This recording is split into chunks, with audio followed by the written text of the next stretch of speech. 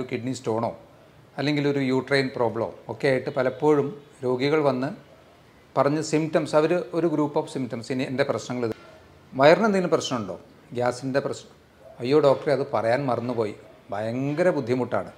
ഇനി ഇത് കൂടാതെ സ്ട്രക്ചറൽ ഡിഫക്ട്സ്, അതായത്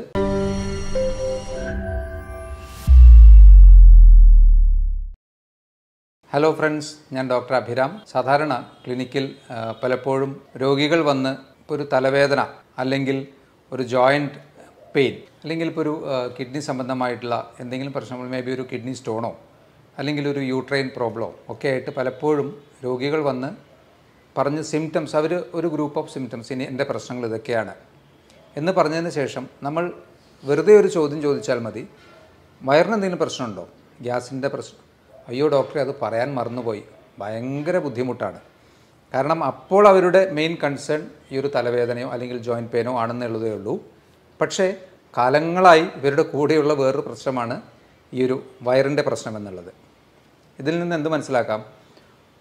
ഒട്ടുമിക്ക അസുഖങ്ങളുടെയും ഒരു മൂല കാരണം നമ്മുടെ ഒരു ഗട്ട് ഹെൽത്ത് അല്ലെങ്കിൽ വയറിൻ്റെ അവസ്ഥയിൽ വരുന്ന അല്ലെങ്കിൽ അപചയങ്ങൾ, ദഹന വ്യവസ്ഥയിൽ വരുന്ന പ്രശ്നങ്ങളായിരിക്കാം.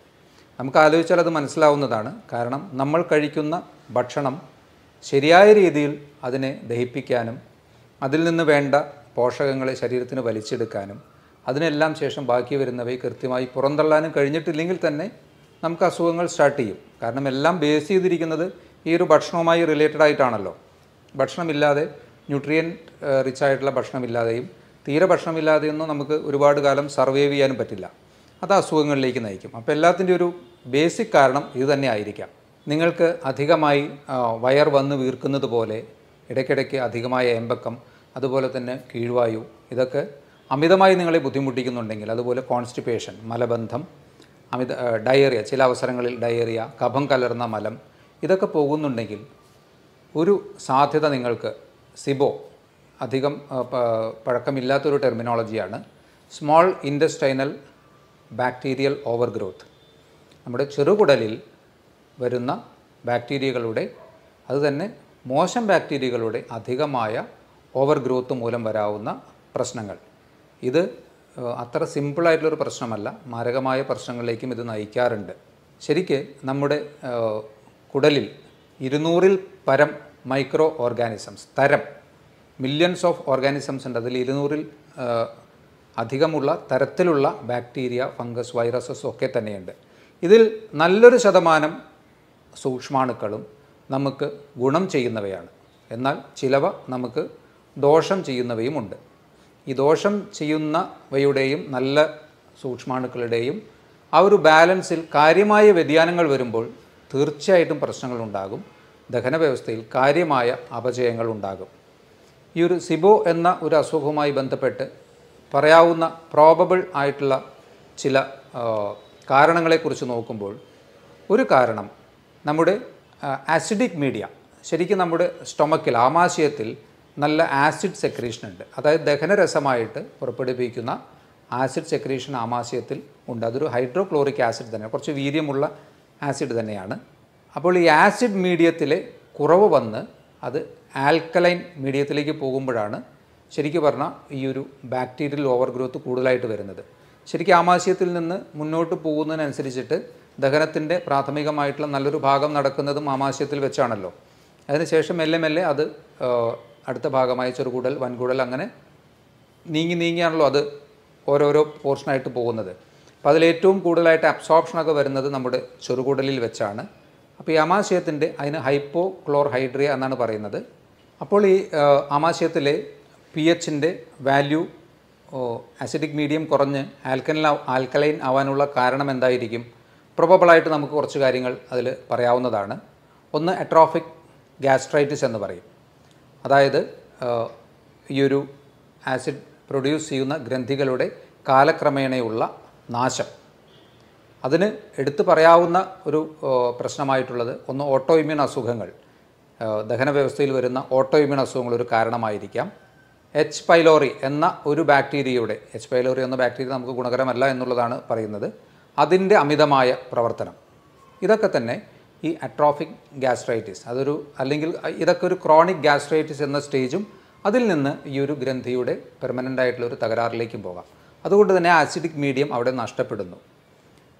ഇതുപോലെ തന്നെ കണ്ടിന്യൂസ് ആയിട്ടുള്ള ഓവർ ദ കൗണ്ടർ മെഡിക്കേഷൻ, ഗ്യാസിൻ്റെ പ്രശ്നം വരുമ്പോൾ പലരും നേരെ മെഡിക്കൽ ഷോപ്പിൽ ചെന്ന് ഗ്യാസിന് മരുന്നുണ്ടോ, അപ്പോൾ ഓവർ ദ കൗണ്ടർ കൊടുക്കാവുന്ന മെഡിസിൻസ് അവരെടുത്ത് കൊടുക്കുന്നു. ഇതിൻ്റെ കണ്ടിന്യൂസ് ആയിട്ടുള്ള ഉപയോഗവും ഈ ഒരു അവസ്ഥയിലേക്ക് എത്തിക്കാൻ സാധ്യതയുണ്ട്. ഇവിടെ ഇനി എന്താ സംഭവിക്കുന്നത്? ഈ ആസിഡിക് മീഡിയം നഷ്ടപ്പെട്ട സ്റ്റൊമക്കിൽ ദഹനം ശരിയായ രീതിയിൽ നടക്കാതെ തന്നെ ഈ ഭക്ഷണ പദാർത്ഥങ്ങൾ അടുത്ത ഭാഗമായ സ്മോൾ ഇൻറ്റസ്റ്റൈനിലേക്ക് പ്രവേശിക്കുന്നു. ദഹനം ശരിയായി നടക്കാത്ത ആസിഡിക് മീഡിയം അവിടെ ഇല്ല, നടക്കാനുള്ള ആസിഡിക് മീഡിയമോ അവിടെ ഇല്ല. സ്മോൾ ഇൻറ്റസ്റ്റൈനിൻ്റെ പ്രധാന ഫംഗ്ഷൻ എന്നുള്ളത് ന്യൂട്രിയൻസിൻ്റെ അബ്സോർപ്ഷനാണ്. അപ്പോൾ അതുകൊണ്ട് തന്നെ ഈ സാധനങ്ങൾ, ഈ ഭക്ഷണ പദാർത്ഥങ്ങൾ അവിടെ കിടന്ന് കൂടുതൽ ഫെർമെൻറ്റ് ചെയ്യാനുള്ള സാധ്യതയുണ്ട്. അപ്പോൾ ഈ നല്ല ബാക്ടീരിയയും മോശം ബാക്ടീരിയയുമായിട്ടുള്ള ആ ഒരു സന്തുലിതാവസ്ഥ നഷ്ടപ്പെടുന്നു, മോശം ബാക്ടീരിയകൾ പെരുകുന്നു. ഇതാണ് ശരിക്ക് സിബോ, സ്മോൾ ഇൻറ്റസ്റ്റൈനൽ ബാക്ടീരിയൽ ഓവർഗ്രോത്ത് ഒരു കാരണമായി പറയാവുന്നത്. അതുപോലെ തന്നെ അധികമായ ആൽക്കഹോൾ ഉപയോഗം, ഇതൊക്കെ തന്നെ ഇത്തരത്തിൽ ഈ ഒരു ആമാശയത്തിൻ്റെ ബേസിക് ആയിട്ടുള്ള പ്രോപ്പർട്ടിയെ നശിപ്പിക്കാനും ഈ ഒരു സിബോ എന്ന അവസ്ഥയിലേക്ക് എത്താനുമുള്ള സാധ്യതകൾ വർദ്ധിപ്പിക്കുകയാണ് ചെയ്യുന്നത്. അപ്പോൾ ഇതിൻ്റെ കാരണങ്ങളിലൊന്ന് ഇപ്പോൾ ഓൾറെഡി പറഞ്ഞ ഈ 2 ബാക്ടീരിയകളുടെ പ്രപ്പോർഷനിൽ വരുന്ന മോശം ബാക്ടീരിയകളുടെ ഓവർ ഗ്രോത്ത്, 2 ഹൈപ്പോക്ലോർഹൈഡ്രിയ, അതായത് ആസിഡിക് മീഡിയം നഷ്ടപ്പെടുന്ന ഒരു പ്രശ്നം. മൂന്നാമതായി പറയാവുന്നത് ലോ മോട്ടിലിറ്റിയാണ്.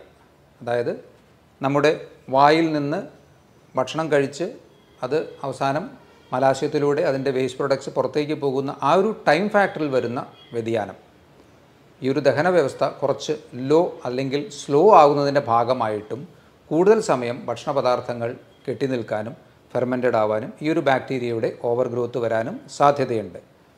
ആൽക്കഹോളിൻ്റെ അബ്യൂസ്, ഇത് രണ്ടും തമ്മിലുള്ള വ്യത്യാസം നിങ്ങൾ മനസ്സിലാക്കിയാൽ അതിലത്തെ പ്രശ്നം കഴിഞ്ഞു. പലരും അതിലേക്കൊരു ഡിപ്പെൻഡൻസിയിലേക്കോ അല്ലെങ്കിൽ ടു ഫ്രീക്വൻ്റ് ആയിട്ടുള്ള ആൽക്കഹോൾ കൺസംഷനിലേക്കോ പോകുമ്പോൾ ആൽക്കഹോൾ തീർച്ചയായിട്ടും കഴിക്കാതിരിക്കുക തന്നെയാണ് നല്ലത്. എന്നാലും അതിനെ മിനിമലൈസ് ചെയ്യാനും അതിനെ ലിമിറ്റ് ചെയ്യാനും പറ്റാത്തവർക്ക് ഈ ഒരു പ്രശ്നം വരാനുള്ള സാധ്യതകൾ കൂടുതലാണ്. ഇനി ഇത് കൂടാതെ സ്ട്രക്ചറൽ ഡിഫക്ട്സ്, അതായത് നമ്മുടെ ദഹന വ്യവസ്ഥയിൽ ഇൻറ്റസ്റ്റൈനിൽ പല ഭാഗത്തായി വരുന്ന ഫിസ്റ്റുലകൾ അല്ലെങ്കിൽ ഡൈവർട്ടിക്കുലം, പൗച്ച് പോലെയുള്ള ഭാഗങ്ങൾ, അതായത് ബാഗ് പോലെയൊക്കെ ഇതിൽ നിന്ന് പുറത്തേക്ക് തള്ളി നിൽക്കുന്ന ഭാഗങ്ങൾ ഒക്കെ തന്നെ അതിലൊക്കെ ഈ ഭക്ഷണ പദാർത്ഥങ്ങൾ നിന്നിട്ടും ഇത്തരത്തിലുള്ള ഒരു അവസ്ഥയിലേക്ക്, അത് സ്ട്രക്ചറൽ ഡിഫക്ട്സ് എന്ന് പറയാം, അതിലൂടെയും ഈ ഒരു സിബോ എന്ന അവസ്ഥയിലേക്ക് എത്താൻ സാധ്യതയുണ്ട്. ആർക്കൊക്കെയാണ് ഈ ഒരു അസുഖം വരാൻ കൂടുതൽ സാധ്യതയുള്ളത്? ഒന്ന്, ക്രമം തെറ്റിയിട്ടുള്ള ഭക്ഷണം കഴിക്കുന്നവർക്ക് തീർച്ചയായും സാധ്യതകൾ കൂടുതലാണ്. മെൻ്റൽ സ്ട്രെസ്സ് കൂടുതലുള്ളവർക്ക് സാധ്യത കൂടുതലാണ്. ഏജ് അഡ്വാൻസ് ചെയ്യുന്നതിനനുസരിച്ച്, ഏജ് കൂടുന്നതിനനുസരിച്ചിട്ട് ഈ ഒരു അസുഖത്തിനുള്ള ടെൻഡൻസി കൂടി വരുന്നു. ആൽക്കഹോൾ അബ്യൂസ്, ആൽക്കഹോൾ കൂടുതലായി കഴിക്കുന്നവർക്ക് വരാനുള്ള സാധ്യതകൾ കൂടുതലാണ്. പാർക്കിൻസണിസം പോലെയുള്ള അസുഖങ്ങളുള്ളവർ, അതുപോലെ തന്നെ ഹൈപ്പോതൈറോയിഡിസം പോലെയുള്ള അസുഖങ്ങളുള്ളവർ ഒക്കെ തന്നെ ഈ ഒരു സിബോ ഡെവലപ്പ് ചെയ്യാൻ ടെൻഡൻസി ഉള്ളവർ, കൂടുതൽ സാധ്യതയുള്ളവർ എന്ന് പറയേണ്ടി വരും. കിഡ്നി അസുഖങ്ങളുള്ളവർക്കും ഈ ഒരു അസുഖത്തിനുള്ള ടെൻഡൻസി കൂടുന്നു. ഡയബറ്റീസ് പോലെയുള്ള അസുഖങ്ങളുള്ളവർക്ക്, അതുപോലെ തന്നെ ഓൾറെഡി നമ്മുടെ ദഹന വ്യവസ്ഥയുമായി പ്രശ്നങ്ങളുള്ളവർ, for example IBS, irritable bowel syndrome, ഇതും വളരെ കോമൺ ആയിട്ടുള്ളൊരു അസുഖമാണ്. ഇത്തരത്തിലുള്ള അസുഖങ്ങളുള്ളവർക്കും അതുപോലെ മറ്റ് ഓട്ടോഇമ്യൂൺ അസുഖങ്ങൾ ടെൻഡൻസിയൊക്കെ ഓൾറെഡി ശരീരത്തിലുള്ളവർക്കൊക്കെ ഈ ഒരു അവസ്ഥയിലേക്ക് പോകാനുള്ള സാധ്യതകൾ കൂടുതലാണ്. ഈ ഒരു അവസ്ഥയിലൂടെ നമുക്ക് വരാവുന്ന പ്രശ്നങ്ങൾ എന്തൊക്കെയാണ്? ശരിക്കും ഏറ്റവും ഗുരുതരമായി സംഭവിക്കാവുന്ന പ്രശ്നങ്ങൾ അബ്സോർപ്ഷൻ ഡിഫക്ട്സ് ആണ്. നമ്മുടെ കഴിക്കുന്ന ഭക്ഷണത്തിൽ നിന്ന് അതിൻ്റെ ന്യൂട്രിയൻസിനെ, മാക്രോ ആൻഡ് മൈക്രോ ന്യൂട്രിയൻസിനെയൊക്കെ വലിച്ചെടുക്കുന്ന പ്രധാന ഭാഗമായ സ്മോൾ ഇൻറ്റസ്റ്റൈനിലെ പ്രവർത്തന തകരാറുകൾ തീർച്ചയായിട്ടും ഡെഫിഷ്യൻസീസിലേക്കാണ് നമ്മളെ നയിക്കുന്നത്. അതിൽ തന്നെ ഇപ്പോൾ നിങ്ങൾ അകാരണമായി നിങ്ങൾക്ക് കൈകാലുകൾ തരിപ്പ്, നിങ്ങൾ നല്ല ഗ്യാസിൻ്റെ പ്രശ്നമുള്ള ഒരാളാണ്, കുറേ വർഷങ്ങളായിട്ട് ഈ ഒരു പ്രശ്നമുള്ള ആളാണ്, കാലക്രമേണ നിങ്ങൾക്ക് മറ്റ് പ്രശ്നങ്ങളൊന്നും നോക്കുമ്പോൾ, ഫോർ എക്സാമ്പിൾ ഒരു ഡയബറ്റീസ് ഇല്ല, അല്ലെങ്കിൽ മറ്റ് പ്രത്യക്ഷത്തിൽ വേറെ നിങ്ങൾക്ക് പ്രശ്നമൊന്നുമില്ല, പക്ഷേ നിങ്ങൾക്ക് കൈകാലുകൾ തരിപ്പ്, കടച്ചിൽ, അല്ലെങ്കിൽ സൂചി കൊണ്ട് കുത്തുന്ന പോലെയുള്ള ചില ടൈപ്പ് ഓഫ് സെൻസേഷൻസ് ഇതൊക്കെയുണ്ട്. ടെസ്റ്റ് ചെയ്യുമ്പോൾ ചിലപ്പോൾ നിങ്ങൾ B12 ഡെഫിഷ്യൻ്റ് ആയിരിക്കാം. കാരണം ഈ അസുഖം മൂലം ഓൾറെഡി നിങ്ങൾക്ക് നിങ്ങൾ തിരിച്ചറിയാതെ പോയ ഈ അസുഖം കാരണം നിങ്ങൾ B12 ഡെഫിഷ്യൻ്റ് ആവുന്നു. അതിൻ്റെ പരിണിത ഫലമായിട്ടുള്ള ലക്ഷണങ്ങളാണ് നേരത്തെ സൂചിപ്പിച്ചത്. അതുപോലെ തന്നെ ഫാറ്റ് മെറ്റബോളിസത്തിൽ, പ്രോട്ടീൻ അബ്സോർപ്ഷനിലൊക്കെ ഡിഫക്ട്സ് വരാം. അയൺ അബ്സോർബ് ചെയ്യുന്നതിൽ ഡിഫക്ട്സ് വരാം. ഡെഫിഷ്യൻസീസ് ഈ ഒരു അസുഖത്തിൻ്റെ ഒരു വലിയ പ്രശ്നമാണ്. അതുമൂലം തന്നെ എന്തുണ്ടാകാം? വെയിറ്റ് റിഡക്ഷൻ ഉണ്ടാകാം. ന്യൂട്രിയൻസിനെ ശരിയായ രീതിയിൽ ശരീരത്തിന് അബ്സോർബ് ചെയ്യാൻ പറ്റുന്നില്ലെങ്കിൽ സ്വാഭാവികമായിട്ടും വെയിറ്റ് റിഡക്ഷൻ ഒരു ചാൻസ് ആണല്ലോ. അപ്പോൾ വെയിറ്റ് റിഡക്ഷനുള്ള സാധ്യതകൾ കൂടുന്നു. കാലക്രമേണ ഇത് മറ്റ് അസുഖങ്ങളിലേക്ക്, ഓരോ ഡെഫിഷ്യൻസി ഓരോ തലങ്ങളിൽ അതിൻ്റെ സിംറ്റംസ് കാണിച്ചുകൊണ്ടിരിക്കുമല്ലോ. അപ്പം അത്തരത്തിൽ ഗുരുതരമായ അവസ്ഥകളിലേക്ക് ഈ ഒരു സിബോ വളരെ സിമ്പിളായിട്ട് നമുക്ക് ഗ്യാസിൻ്റെ പ്രശ്നം എന്ന് പറഞ്ഞ് ഒഴിവാക്കാൻ പറ്റാവുന്നതല്ല പലപ്പോഴും വയറുമായി ബന്ധപ്പെട്ട പ്രശ്നങ്ങൾ. അതുകൊണ്ട് നമ്മുടെ ശരീരത്തിൻ്റെ പ്രാഥമിക ഫങ്ഷൻസ് നിർവഹിക്കുന്ന, അല്ലെങ്കിൽ കഴിക്കുന്ന ഭക്ഷണത്തിൽ നിന്ന് നമുക്ക് വേണ്ട കാര്യങ്ങൾ ചെയ്തു തരുന്ന കുടലിൻ്റെ പ്രവർത്തനം കൃത്യമാണോ എന്ന് വിലയിരുത്തേണ്ടത് ആവശ്യമാണ്.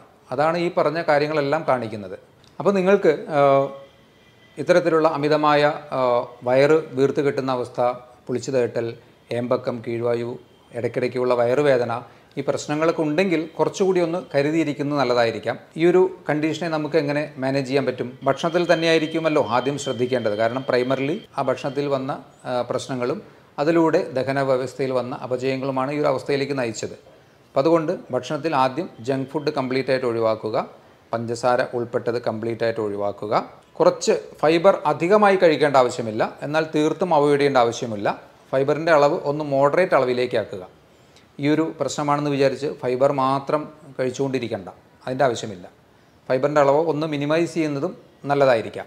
ആൽക്കഹോൾ യൂസ് ഉണ്ടെങ്കിൽ കംപ്ലീറ്റ് സ്റ്റോപ്പ് ചെയ്യുക. സ്മോക്കിംഗ് ഉണ്ടെങ്കിൽ അത് കംപ്ലീറ്റ് സ്റ്റോപ്പ് ചെയ്യുക. അതുപോലെ തന്നെ ഇപ്പോൾ ഒഴിവാക്കേണ്ട കാര്യങ്ങൾ നമുക്ക് മനസ്സിലായി. ഇനി നിങ്ങൾക്ക് വയറിൻ്റെ ദഹന വ്യവസ്ഥയെ എപ്പോഴും സഹായിക്കുന്ന ഘടകങ്ങളാണ് പ്രോബയോട്ടിക്സ്.